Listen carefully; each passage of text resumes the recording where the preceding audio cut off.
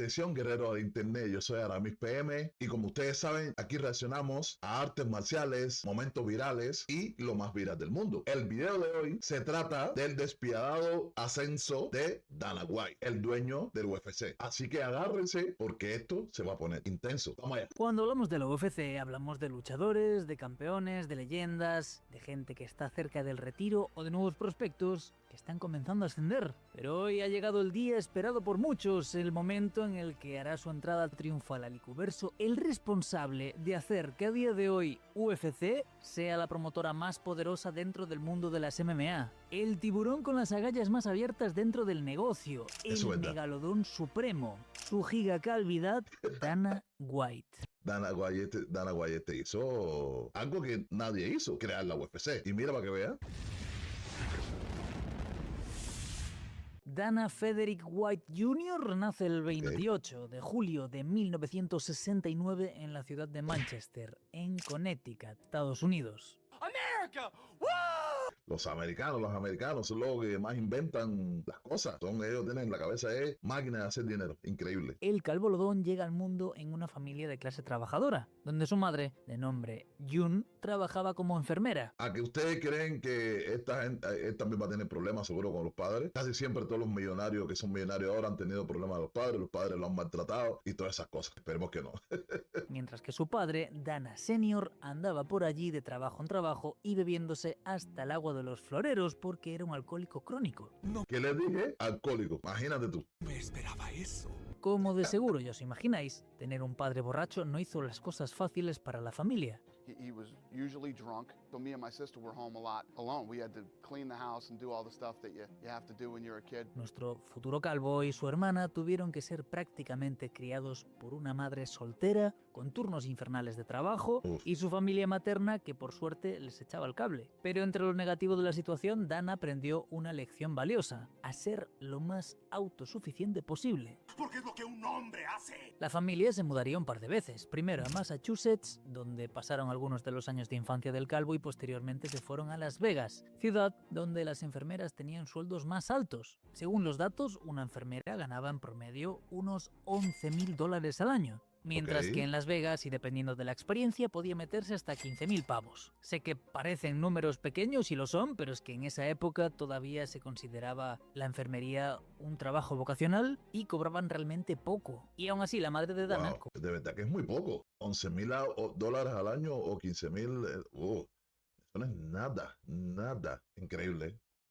Algún trabajo como enfermería, sea un trabajo vocacional y se cobra tan poquito. Porque todo como el mundo es de loco. Y ahora pienso que cuesta más, ahora le pagan más, pero normalmente aquí todo está al revés. Con olfato de tiburón, se fue a donde le pagasen más, que pasar de 11.000 a 15.000 pues es un aumento sustancial. Por el capitalismo desenfrenado. En Las Vegas cursaría estudios en la Bishop High School, una escuela católica privada que la madre de Dana podía permitirse con el sueldazo que estaba ganando. En la escuela también estudiaban sus futuros amigos y socios, Lorenzo y Frank Fertitta. La cosa es que Dana, en esta época, era un imbécil de primera. Y en vez de aprovechar la educación de altura que a su madre tanto le costaba pagar, se dedicaba a ser un dolor de huevos para los profesores y terminó siendo expulsado de la escuela en un par de ocasiones.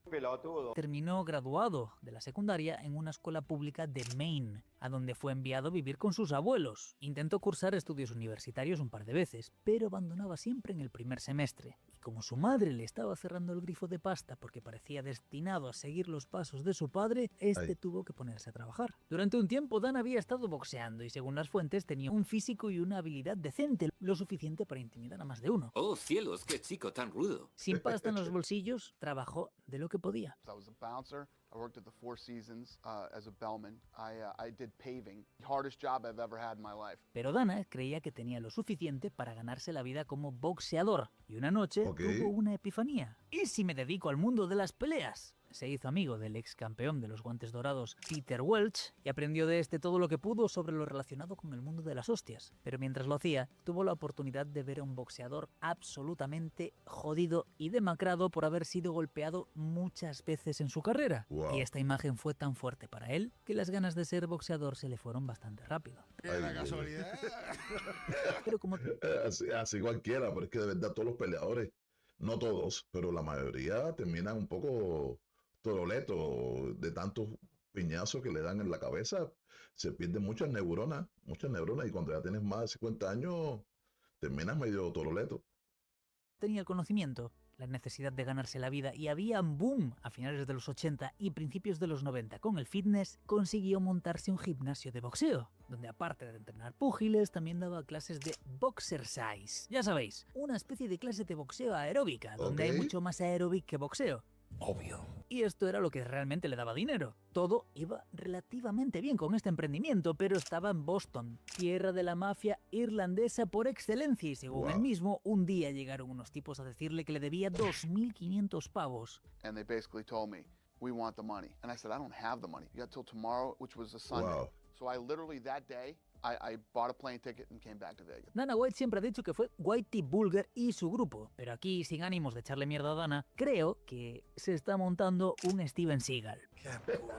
Porque cuando empezó a contar la historia de cómo llegó a Las Vegas, decía que había sido Whitey. Cuando la historia no empezó a cerrar, porque este tipo era literalmente uno de los tipos más buscados del FBI y un jefe mafioso bastante serio como para ir a sacudir a un tipo por 2.500 pavos, salió con un no fue él, fue Kevin Weeks, uno de sus hombres. Pero esto tampoco cierra, porque Weeks tampoco era un matón de poca monta, era la mano derecha de Whitey y casi que un hijo para él, demasiado alto en la jerarquía para estar también metiéndose con instructores de gimnasios. No lo sé, Rick. Lo que nos lleva a la versión que a Dana no le gusta, la de que fue extorsionado por unos novatos, él se negó, le dieron una paliza y escapó. Y ¿Le dieron una paliza? Le dieron una paliza y escapó. Candela. ¿cómo he llegado a esta conclusión? Buena pregunta. Bien, Dana resulta que tiene la enfermedad de Meneiré, un trastorno del oído, y una de sus causas es recibir golpes en la cabeza por el área del oído. Dana dice que por estos años en una pelea recibió un golpe, pero uno no sería suficiente para disparar los síntomas. Y como los tiempos no cuadran, es más probable que le hayan dado como una piñata y luego hayan huido. No obstante, no tengo ninguna prueba de esto, es mera especulación. Y también pudiese haber desarrollado este problema por sus años de boxeo. Así que ahí elegid la versión que más os guste. Yo creo que está mintiendo. Cuando llega a Las Vegas, empieza a trabajar en gimnasios como instructor de boxercise y según se cuenta le iba bastante bien, al punto que hasta invirtió dinero en la creación de una línea de ropa deportiva que vendía a sus clientes. Estando en Las Vegas, una de las plazas fuertes de los deportes de contacto, busca cómo hacer conexiones y qué disciplinas estaban creciendo y acaba entrenando jiu-jitsu brasileño, y es ahí donde se topa con peleadores como Chuck Liddell y Tito Ortiz, con quien empieza a entablar relación. Se dice que Dana era el típico compañero solucionador, ayudaba a todos y si tenías algún inconveniente dentro o fuera, si eras su amigo, él te ayudaba a solucionarlo. Tenías que cambiar de coche, te recomendaba algún concesionario. Querías alquilar, te conseguía un buen sitio y movidas así. Hablando con Tito, que en esa época ya era una estrella de UFC por mérito propio, este se da cuenta que Ortiz se exponía mucho y ganaba poco, así que se ofrece a ser su manager. Y quizá, tomando la mejor decisión de su vida, Tito dice que sí. ¡No te lo puedo creer! Al dejarse manejar por Dana, su vida dio un giro de 180 grados. El calvo se la pasaba pegado al teléfono buscando patrocinios, entrevistas, apariciones en medios y logró que se le pagase el doble por sus peleas, llegando incluso a presionar a Bob Meyerovitz para que cumpliese sus exigencias. Y si queréis saber quién es Bob, id a ver el vídeo de Ascenso y Movidas de UFC, que conecta con este perfectamente, y tras verlos tendréis el lore más completo de UFC que nadie haya hecho jamás en internet. Ok, entonces Dana White no fue de una así, ni millonario, ni nada, ni fue dueño de la UFC. Él empezó poco a poco. Él empezó siendo el representante de Tito T, nada más y nada menos que Tito T, mi gente. Ustedes, si no saben quién es Tito T, vean la vida de Tito T o ya la buscaré yo y se la presentaré a ustedes para que ustedes vean. Ese tipo fue uno de los mejores de los que comenzó la UFC. El animal le decían al hombre. Seguimos. Esta información vale millones. Viendo todo lo que estaba consiguiendo Tito, Chuck se monta en el tren y le dice a Dana que lo maneje. He's going out and trying to get other things. He's trying to get his fitness magazines, or he's trying to get better exposure, more stuff. Curioso que Chuck y Tito luego tuviesen tremenda rivalidad, ¿eh? ¿O no? Un buen día, un amigo de cuando estudiaba en la Bishop German, se comunica con él y lo invita a su boda. He would pick me up and drive me to school every day. Okay. Never forgot that. So there was no fucking way I wasn't gonna go to his way. Y esta movida de ir a la boda le serviría para cambiar su vida, pero aún no lo sabía. ¿Cómo que no? En la boda empieza a conectar con gente de esos años en la escuela y entre ellos empieza a hablar con un par de hermanos sin importancia, Lorenzo y Frank Fertitta. Entre copas y charlas se dan cuenta que tienen mucho en común. Sí, cómo no. Ok. Bueno, tal vez no tanto, pero sí el gusto por los deportes de contacto y los negocios. Y ahora aquí hay que hacer un paréntesis porque hay otro pequeño evento a los Steven Seagal. Y este no acaba de encajar del todo y del cual hay dos versiones. La de Dana y la que encaja mejor con los hechos. Según Dana, estos terminaron un día asistiendo a un evento de UFC y ahí empezaron a divagar en lo que harían si ellos fuesen los dueños. Y hablando, Frank le comentó que quería aprender el juego de suelo. Así que Dana concretó una clase y ahí es donde, según todos, empiezan a entrenar jiu-jitsu. Pero la versión más correcta es que ya Dana entrenaba y fingió no hacerlo para no herir el ego de Frank, quien está descrito como alguien bastante mecha corta y al que no le gusta particularmente perder o sentirse atrás. Una vez más, elegid la que más os guste. Tampoco es importante, pero soy muy perfeccionista. Es cheerleader era una máquina. Es cheerleader otra máquina. El hombre de hielo. Independientemente, allí es donde Lorenzo empieza a conocer las MMA. Y como tal, entre entrenamientos, fortalece su amistad con Dana. Y ojo, no es que Frank no sea amigo cercano de Dana, pero digamos que de ambos es Lorenzo el que se zambulló por completo en la movida. Los Fertitta eran herederos de un negocio de casinos llamados Station. Y ya esa gente ya sí tenían plata. Ellos solo que hicieron la inversión con Dana White. tenían pasta a manos llenas. Durante un tiempo habían coqueteado con la idea de entrar en el mundo del boxeo y con Dana se animaron mucho más. Pero se dieron cuenta, y según sus palabras, que el boxeo estaba podrido por dentro y esto los desalentó a entrar en el negocio. Pero entre ellos empezó a haber una suerte de broma en plan, lo que tenemos que hacer es crear nuestra propia liga de peleas. Ya Dana tiene luchadores. Y así como lo hacías tú, esa chica a la que no te atrevías a declararte, entre broma y broma, la verdad se asoma y en papel sonaba bastante fácil. Pero hacer crecer un negocio así requería una gran inversión y mucho riesgo. Pero la vida les tenía una sorpresa guardada. I got into this huge contract battle over Tito's contract with the old owner. And through that, I found out that the UFC was in trouble. They were down in Miami. I called them and said, I think this thing's in trouble. I think we could buy the UFC. Pero había un par de pequeños inconvenientes que podían frenar su idea. El primero es que no tenía la pasta. Y el segundo, Art Dave, Bob Meyerovich y Rorion Gracie estaban moviendo cielo, mar y tierra para lograr que el estado de Nevada permitiese a UFC hacer eventos en Las Vegas. Movida que podía significar una entrada de pasta que evitaría que la empresa fuese vendida porque podía sobrevivir. Recordemos que en esta época estaba recibiendo su paliza por parte de los políticos y se les había retirado el pay-per-view y demás movidas. ¡Desgraciado! Esto también ocasionaba que muchos luchadores se fuesen a Japón, donde allí había una promotora de la hostia. En todo esto no me voy a meter ahora porque ya lo he hablado, pero para cada uno de los problemas Dana tenía una persona y ambas compartían apellido, los Fertitta. Primero tenían que conseguir que no pudiesen hacer eventos en Las Vegas y casualmente Lorenzo formaba parte de la Comisión Atlética de Nevada y este promovió una movida que negaba la petición de UFC para hacer eventos en el estado, dándole el tiro de gracia a UFC de la vieja escuela y obligando a su venta. Tremendo movimiento de tiburones, hijos de puta, ¿eh? Los Fertitta pusieron $2 millones para la compra. Se lo jugaron duro, 2 millones nada más. Mientras que Dana no puso un duro, dejando claro lo que leí alguna vez en alguna parte, que si vas a hacer negocio, mejor que la pasta la ponga otro. Eso es trucazo, ¿eh? Lo que sí puso Dana fue experiencia. Tenía muchos contactos con peleadores, sabía cómo gestionar todo lo relacionado con el mundo de las hostias y tenía una visión bastante clara de lo que quería hacer. Y por este aporte de experiencia le dieron un 10% de la empresa y lo nombraron presidente de UFC. Y es aquí, gente, donde empieza la era Dana White. ¿Y cuál era la visión de Dana? Desde que trabajaba como manager de peleadores de UFC, nuestro calvo se había percatado de que la empresa no veía el potencial de los luchadores. En vez de hacer de ellos estrellas y promocionarlos como atletas de alto nivel, eran simplemente los tíos que necesitabas para que la movida ocurriese. Había alguna estrella, pero estas habían alcanzado ese estatus por trabajo propio. Nada que la promoción hubiese alimentado de ninguna manera. Ni me sorprende. Y Dana consideraba que UFC podía ser la NFL de las peleas, pero para esto necesitaba que el deporte fuese legítimo y no visto como era visto en ese momento, un deporte para bárbaros. Y nuevamente no me voy a extender en lo que hizo, porque esto está explayado en el vídeo de movidas de UFC. Pero en resumen, empezaron una cruzada para lograr ese objetivo. Y decir que el mismo se veía difícil, porque lo único que compraron fue un octógono viejo, unos cuantos contratos y la marca en ruinas de UFC. Todo lo demás había sido vendido. The DVD rights, all the old library, the video game rights, the merchandise rights. Y esto obligó a nuestro calvo protagonista a pelear por años para recuperar todos estos derechos que a día de hoy le generan una cantidad de pasta insalubre.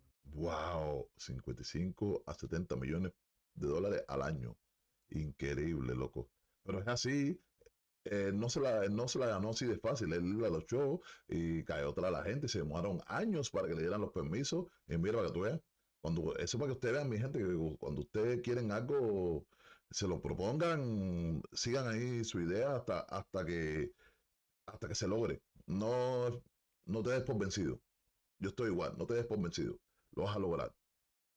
Con Dana y los Fertitta como dueños de UFC. Y de forma bastante conveniente, la Comisión Atlética de Nevada levanta el veto a las MMA y deja que UFC pueda organizar eventos en Las Vegas. Habían ejecutado su jugada. Dana ha dicho que el evento no se levantó por causa de Lorenzo, sino que ellos implementaron las reglas unificadas, reglas que ellos mismos crearon, y 3 meses después de la compra, el veto se levanta. Coincidentemente, los Fertitta eran donantes del gobernador de turno y al jefe de la comisión lo pone el gobernador, y este jefe de la comisión, tras años de chupar los calcetines de Dana y Lorenzo, terminó trabajando para UFC después de salir de la comisión. Técnicamente no hay nada de malo, ¿no? Pero pues como que algo no cuadra, ¿no? Por supuesto, todo esto fueron meras casualidades. El El dinero, regreso el de dinero, UFC el bajo dinero. la era Dana White sería en el UFC 30, que se celebró el 23 de febrero del 2001. Y agregar que Dana estuvo como loco buscando dónde hacerlo, porque nadie quería el evento en sus instalaciones. Pero aquí apareció su gran salvador, el putísimo Donald Trump, quien le dijo a Dana, sin conocerlo de nada, solo por ver su entrega al deporte y a su empresa, ponlo en el tag, te dejo usarlo.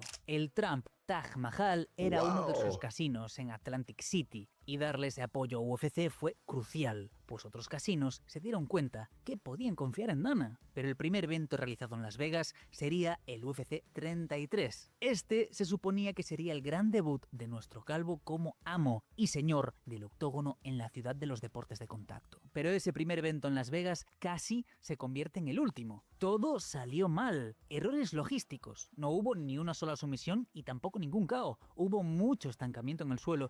Pay-per-view se cortó en la pelea final porque se compraba por un plazo de 3 horas y como las peleas se alargaron por irse a decisión, pues lo cortaron y a tomar por culo. Dana quería que se ¿Qué? lo tragase la tierra. Toda ¿En serio? ¿Qué pasó todo eso? Qué locura. Cualquier gente cuando pasa esas cosas se rinde y se hunde. Pero Dana parece por lo que vio, siguió para adelante. inversión en publicidad destacando que las MMA eran el deporte más emocionante que podías ir a ver, se habían ido por el retrete. Pero esto sería lo que llevaría a Dana a implementar los famosos bonos, aunque en un inicio bajo la mesa. Por este tiempo envió a Chuck Liddell a pelear en Japón, en Pride, en un acuerdo de intercambio de luchadores. Chuck fue y derrotó a Guy Mezger, un luchador bastante bueno, he de decir.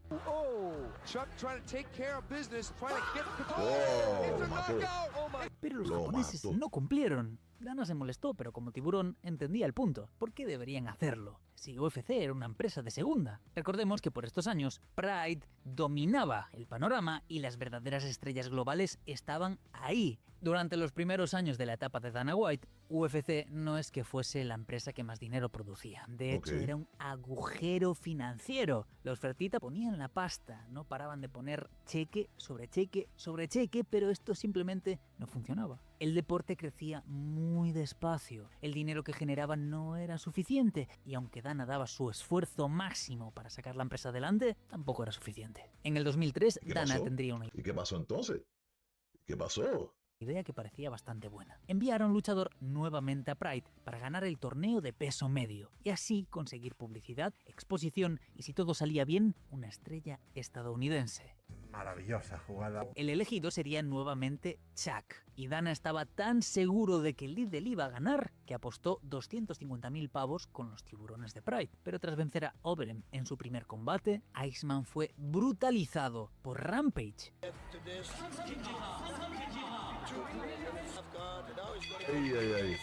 Dejando a UFC y a nuestro prota en ridículo. No.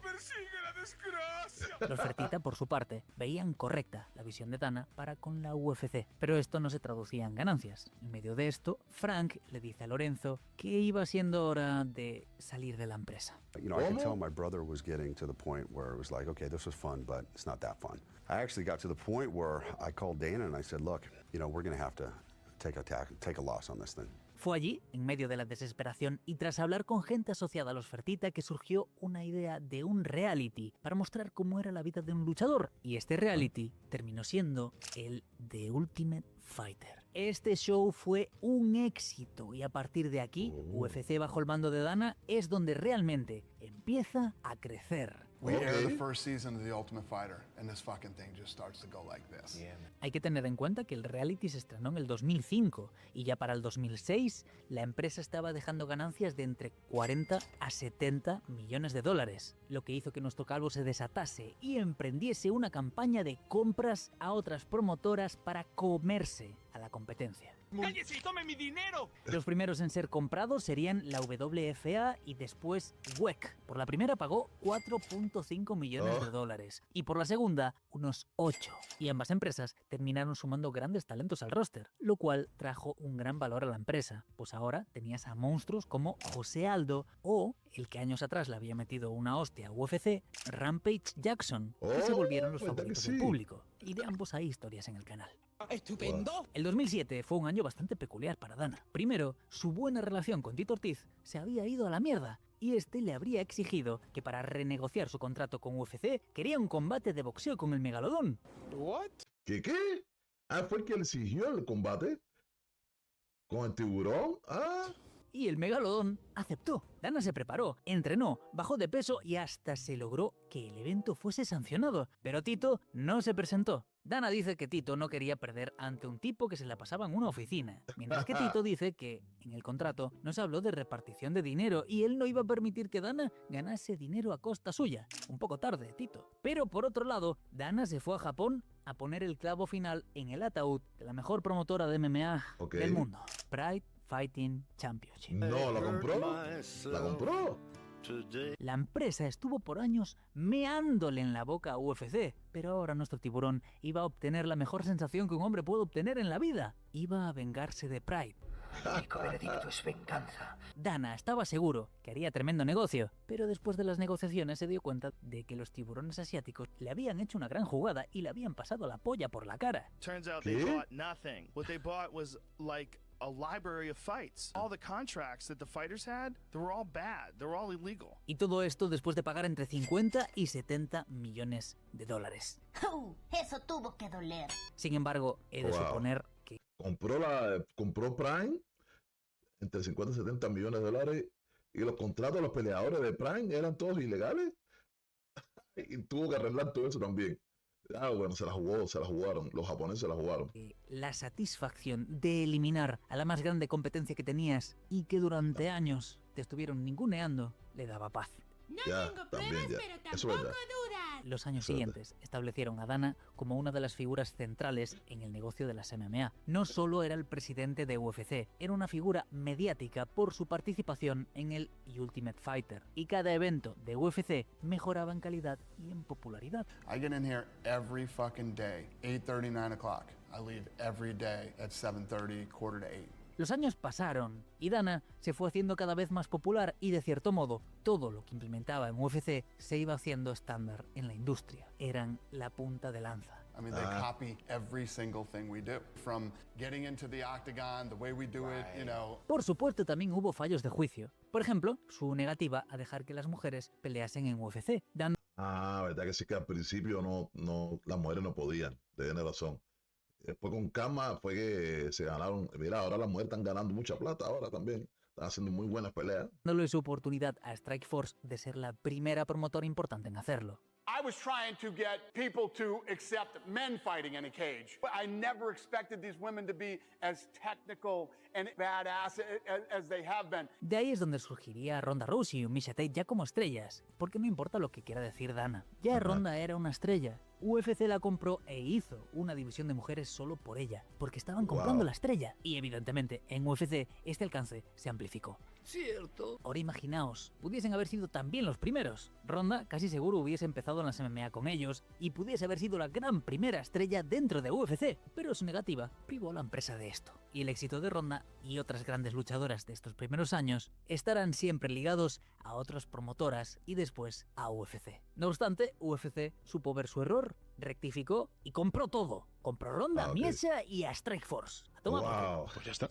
El éxito de... Ya está, con la plata. Esta gente tiene una plata increíble. Han comprado toda la competencia siempre. ¿Verdad? La primera gran realización tocó a la puerta de Dana después del 2010, cuando en sus propias palabras notó que el deporte de las MMA estaba completamente establecido y que él había tenido mucho que ver en ello. You know, I started to see that start to happen in like 2010-11. Started to see like in movies and TV, right? TV shows. Pero no todo puede ser perfecto. Y en una movida inesperada, su madre publica un libro en el 2011 llamado Dana White, el rey de las MMA. Una biografía no autorizada de nuestro calvo donde su madre le echa mucha mierda encima. He's not a good person. He seems to have lost his character somewhere along the way. The ring card girls sleep with him. Lo acusaba de ser un miserable, al que el dinero había cambiado, que se había olvidado de su familia. Wow. Que eso de que había tenido que crecer como un chico rudo en las calles de Boston eran pajas mentales de él. Desde pequeño lo único que había demostrado era ser un maniático de la limpieza. ¿Qué? La mamá también lo acusa. Dios, pobrecito. Primero el padre era un borracho y ahora la mamá, cuando era tipo millonario, ya la acusa.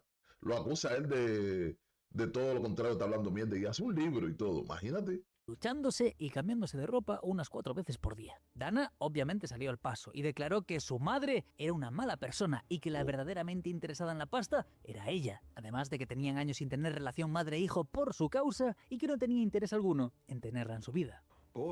Y aquí la verdad es que no sé qué deciros. He hecho y leído tantas historias de luchadores y deportistas y gente en general que os puedo decir que el dinero amplifica todo. Puede darle una familia una vida increíble, puede salvar a todos y también los puede afectar de formas bastante jodidas. De pronto su madre tiene razón, o de pronto es Dana quien la tiene, o de pronto ninguno de los dos. Lo que sí os puedo decir es que entre más sana sea vuestra relación familiar, menos de estas movidas vais a vivir y más tranquilos vais a estar. Nadie se ha preocupado tanto por mí. Pero volviendo a cosas más animadas, sin duda, el mejor año en la vida de Dana White fue el 2016, cuando los Fertitta tomaron la decisión de vender Zuffa, la empresa matriz de UFC, a Endeavor por la monstruosa cantidad de $4 billones. ¡La puta! Lo que le garantizó a Dana un pago por más de 300. Una cantidad de dinero para vivir varias vidas sin preocuparse por mirar los precios de nada. It was actually a really bad time for me.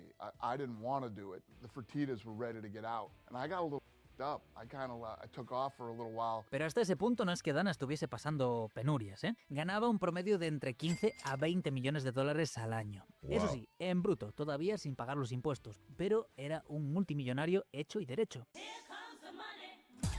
Los millones, mi gente, los millones.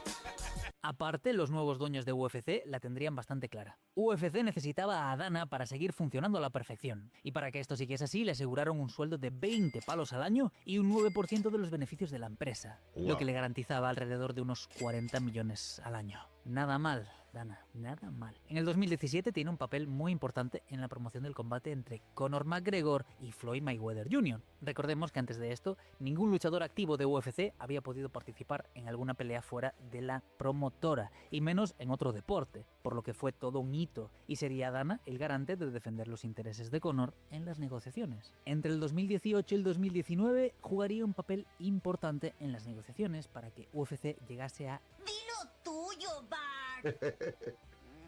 ESPN. El cómo se llegó a esto está en el otro vídeo, pero el papel de Dana en todo esto fue el de convencer a Disney, los dueños de ESPN, que la UFC era algo para toda la familia y que tenía una gran cantidad de seguidores jóvenes que la empresa iba a capturar si ponían a UFC en streaming. Pero sabiendo que Disney tiende a joder todo lo que toca, este movió ficha para que fuese su equipo quien se hiciese cargo de todo. Así no tendríamos que sufrir por la posible censura. Es un plan perfecto, sin fisura. Pero el convenio se tambalearía por el COVID, y tal vez os preguntáis por qué. Bueno, pues Dana consideraba que mientras más durase el encierro, ESPN, que es un canal deportivo, iba a sufrir, porque no habría deportes que transmitir, y que de todos los acuerdos que podrían romperse, era el de UFC el más probable. Sabiendo esto, se pone manos a la obra. I'm very close to the royal family. I'm not thinking, oh my God, let's hide. Me and my team figured this thing out.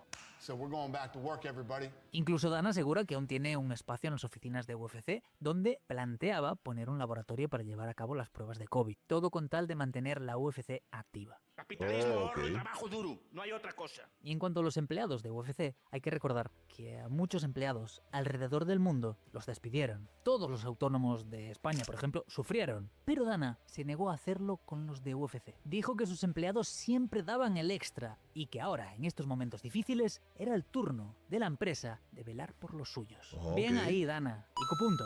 Y de ahí no pasó mucho más en la vida. De verdad que hizo muy bien Dana ahí. No despedir a la gente en los tiempos duros como en la pandemia, mi gente. O sea, en la pandemia se pasó duro. Cualquiera que lo dice ahora dice, coño, la pandemia ya pasó, ya no. Pero fueron 2 años ahí sin hacer nada, metido en casa. Los deportes, la gente, todo fue... perdieron trabajo, de todo, fue increíble. Dana, al menos hasta el 2022, cuando se vio envuelto en 2 situaciones complicadas. ¿Cómo así? Una amenazaba su vida y la otra su permanencia en UFC. Resulta que Dana había estado presentando algunos problemas de salud, pero él lo veía como achaques de la edad y el hecho de que con las idas y venidas no descansaba del todo bien. Tenía apnea del sueño, hipertensión arterial y un nivel de triglicéridos aberrante. Unos 800, y solo para que os hagáis la idea, el nivel normal debe estar por debajo de los 150. Súmale a esto una hipertensión de 160-120 o a veces 180-120, según las fuentes, y tendrás una receta perfecta para palmar en poco tiempo, que fue lo que le dijeron a Dana. Le metieron píldoras y mierdas para sus diversas dolencias, pero no tenían efecto. Así que le dio un giro a su situación y se fue con un biólogo. Este biólogo tomó su caso bajo la premisa de trabaja conmigo y tu vida va a cambiar. Y lo cierto es que en 10 semanas dejó a Dana así. ¡Cielos, qué macizo! Sus dolencias corporales se fueron. Su hipertensión desapareció y sus niveles de triglicéridos volvieron a la normalidad. Dana asegura que nunca se había sentido tan bien y que todo había sido gracias a un cambio de hábitos. Amén, hermano. Así que gracias a este biólogo tenemos Dana para rato. Y lo otro que ocurrió fue que Dana estaba de vacaciones con su esposa y en medio de una discusión, esta le metió una hostia. Y Dana le devolvió la hostia. Y todo esto quedó grabado en vídeo. Independientemente de esta situación, y como era de esperarse, todos los orcos de pelos de colores salieron y se movieron para pedir su cabeza por ser un machista maltratador de mujeres. Hubo peticiones y cartas enviadas a los dueños de UFC para que tomasen cartas en el asunto y algún tipo de acción contra el megalodón. Pero ¿qué ustedes creen, mi gente? ¿Qué ustedes creen? ¿Qué ustedes harían si... Una pregunta a los hombres. Si su mujer le golpea, le da una galleta, ¡pum! ¿No se la devuelven? Porque eso es de que la mujer puede hacer todo lo que quiera y el hombre nada y no puede defenderse porque sería un machista o algo así. Eso es un poco difícil. Ahí la vara está siempre para la mujer, apoyando a la mujer y no puede ser así. La mujer puede ser mala también, una mujer puede ser mala también, puede ser abusadora también. Entonces no es blanco y negro, ¿ok? Es lo que digo yo, es lo que pienso yo. Pero los dueños tomaron estas peticiones y se las pasaron por donde no da el sol. You know, this is the first time that it's ever happened, and I guarantee you it will never happen again, and nobody should be defending me. Y ojo, me parece mal lo que hizo Dana. No lo estoy defendiendo. Ellos dicen que estaban bebidos, ella mucho más, y al parecer luego ambos se disculparon el uno con el otro. Y si a ella no le molestó pudiendo demandarlo y dejarlo sin pasta, pues a mí tampoco me va a molestar. Meses después, en abril del 2023 para ser exactos, Dana volvería a sumar otro éxito en su carrera. Uno que a decir verdad me preocupaba, pero que salió bien. Una fusión de UFC con la WWE en un grupo llamado TKO Holding Group. La empresa sería pública y Dana se aseguraría un sueldo de 25 millones al año, más bonos dependiendo del éxito de la empresa. Y un paquete de acciones que le garantizaba al menos 10 millones más al año en beneficios. Listen, at the end of the day, this is like one of the biggest mergers in the history of sports. This just takes the whole sport and everything to a whole different level. Y en medio de todo esto, ha sabido navegar perfectamente a través de las movidas políticas, pues para muchos su amistad y relación con Donald Trump es sinónimo de que es una suerte de peligroso ultraderechista. Dana dice que le chupa 3 huevos la política, pero que apoya a Donald Trump por una sencilla razón: lealtad. Y si Trump estuvo allí cuando necesitaba una mano, ahora es su turno. Say what you want about him. The guy saw this thing coming, was into it, and gave us our first shot, and you'll never hear me say anything bad about Trump. Y creo que podemos estar de acuerdo que esto es algo digno de respetar. Te guste o no la política de Trump, o te guste o no Dana, no todos echan un cable cuando los necesitas. Y no todos recuerdan o devuelven la confianza dada cuando llegan a un cierto estatus. Y menos, además, cuando un gran grupo de personas está en contra de esa persona. Sí, bueno, ¿quién tiene hambre? Las últimas 2 andanzas de Dana han sido crear una promotora de combates de sopapos, el Power Slap, idea que está lejos de ser originalmente suya, pero que en su cabeza puede hacer de este evento algo grande y técnicamente lo está logrando. Es decir, se montó este chiringuito de las cachetadas. Qué locura con eso de la empresa de sopapo. Increíble la galletaza que se dan a esa gente. Es la locura. ¿Han visto eso, mi gente? Está bueno, está bueno. En 2022, con una inversión de 10 millones y en un año ya había recuperado la inversión y generado ganancias gracias solamente al dinero de los patrocinios. Es un tiburón veteranísimo ya. Esta movida tiene todavía a médicos y expertos en traumas craneales preocupados por las consecuencias a largo plazo tras recibir tantos golpes directos a la cabeza. Pero Dana dice que no hay de qué preocuparse, que lo mismo decían con UFC. Pero no, Dana, no, tío. Yo sé que defiendes tu negocio, pero aquí no. Hace poco hice un vídeo hablando del daño cerebral que causan los golpes. Lo dejo aquí. Y os he contado la historia de varios luchadores que han quedado bastante jodidos por los impactos. Por ejemplo, BJ Penn, una de las grandes estrellas de UFC, que a día de hoy está, y lo puedo decir creo que con todas las letras, loco. Cree que sus familias son clones que han reemplazado a los suyos. La otra movida en la que se metió fue, supuestamente, salvar al boxeo. Dana considera que el boxeo está extremadamente corrupto y con demasiada burocracia. Así que unió fuerzas con el tío Turki para hacer cambios en la ley Ali para poder implementar el sistema de UFC dentro del boxeo. Es decir, crear una promotora similar a UFC, pero solo centrado en hostias en el ring. De este tema ya he hablado, pero en resumen, esto ha generado mucho debate y todo parece indicar que podría tener éxito en su búsqueda. I don't give a fuck. Y obviamente no podemos acabar este vídeo sin hablar del tremendo trato que se ha mandado con la Paramount, en el cual UFC va a pasar de ESPN a ser transmitida por Paramount Plus, un acuerdo por 7 años que se selló por 7.700 millones de dólares, una cifra récord en la historia de los deportes de contacto y que obviamente hubiese sido imposible sin todo este trabajo que ha hecho Dana White a lo largo de su carrera como empresario. Actualmente Dana tiene 56 años, sigue casado y tiene 3 hijos, y en algún momento notó que estaba empezando a empinar el codo con una regularidad cercana a la de su padre, y tuvo que lidiar con esto pudiendo superarlo. Aunque no ha evitado que tenga otros vicios, como apostar, llegando a perder bastante pasta. También ganarla, porque en el proceso ha conseguido ser baneado de varios casinos. El Palms, el Wynn y algún otro son solo algunos ejemplos de los cuales no puede jugar, porque les ha sacado una buena pasta, llegando en algún momento a ganarle a un casino 7 millones en una noche. My goal before I die is to bet $1 million hand. Su manera de jugar, sus rachas ganadoras y perdedoras y el dinero que le ha sacado a los casinos incluso, hizo que el Palms le diese un jodido cinturón de UFC personalizado declarándolo el campeón del Blackjack. Pero esto básicamente se traducía en un: venga tío, vete para tu casa y no vuelvas. Cuando se le pregunta qué hubiese sido de su vida sin UFC, él afirma que igual hubiese terminado en el mundo de las peleas, ya que desde antes de esta oportunidad, este ya había decidido que iba a entrar en ese mundillo. Y estudiando su historia, yo pienso que es muy probable que así fuese. La historia de Dana es una mezcla extraordinaria de estar en el momento justo, en el lugar exacto, combinado con una resiliencia, una visión y una capacidad para hacer que las cosas ocurran. Obviamente, y si tenéis un par de amigos multimillonarios, yo creo que esto os va a ayudar bastante a lo que sea que queráis emprender, pero negar que ha sido uno de los principales promotores que han conseguido que aquello que muchos consideraban salvajismo se convirtiese en un deporte con todas las letras, pese a lo que algunos emasculados crean, que mueve masas, que genera millones y que forma ya parte de la cultura pop moderna, sería una enorme muestra de ignorancia por nuestra parte, porque sin ninguna duda UFC está hoy donde está gracias en gran parte al trabajo de Dana. Y no sé qué va a pasar con UFC una vez que nuestro megacalvo se retire, pero algo me dice que mientras él esté al frente no hay de qué preocuparse, pues estoy seguro de que hay alguien en una oficina tratando de conseguir el mejor talento y las mejores peleas para que nosotros podamos disfrutarlas, y yo con eso me doy por servido. Entretiene millones, ha establecido un deporte donde antes no lo había, ha luchado con políticos, ha luchado con empresas y también con luchadores, ha posicionado las MMA en un mundo muy disputado y ha levantado una empresa que estaba a punto de cerrar, que es a día de hoy la más importante de las MMA del mundo, donde me atrevo a decir que todos los luchadores profesionales ponen la meta de sus sueños. Por lo que a mí respecta, gracias Dana por hacer crecer este deporte y gracias a todos vosotros por estar ahí un año más. Muy bueno, mi gente, muy bueno, increíble. ¿Ustedes creen de eso? Me encantó la historia y la vida de Dana White. El tipo muy inteligente, muy capaz, como le dicen, el tiburón del dinero, porque el tipo de verdad va a búsqueda de su plata.